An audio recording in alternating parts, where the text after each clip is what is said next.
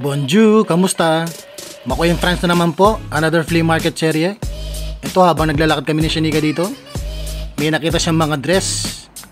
Mahilig kasi sa dress si Shanika. Yan, habang namimili siya dyan, minapansin ako mga t-shirt sa loob. Siyempre, dali-dali ako dyan. Pinuntahan ko ang aking nakita mga t-shirts. Ayan.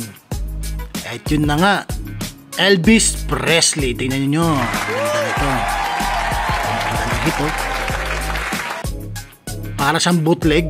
Single stitch po siya dyan, ha. Single stitch. Bootleg nga lang. Yan, oh. Pero ang gandang PSG nito.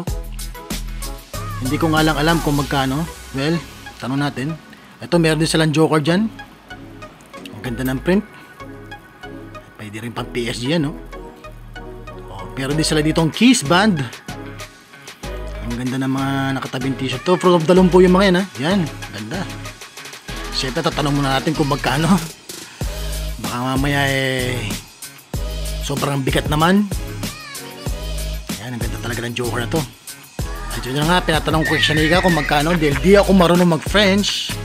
Pero di ako makamubon dito sa Elvis Presley na to. Talagang napakaganda niya. Ayun, no? Ang ganda ng bucket. Ay, nako. But anyway, tingnan ko muna kung magkano yung presyo. Naka hindi kaya ng bulsa. Ang ganda talaga.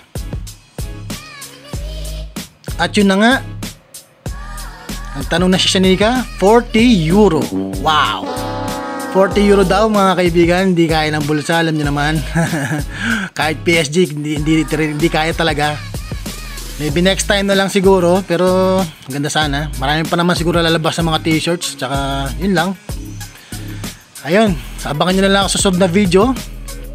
Bye-bye!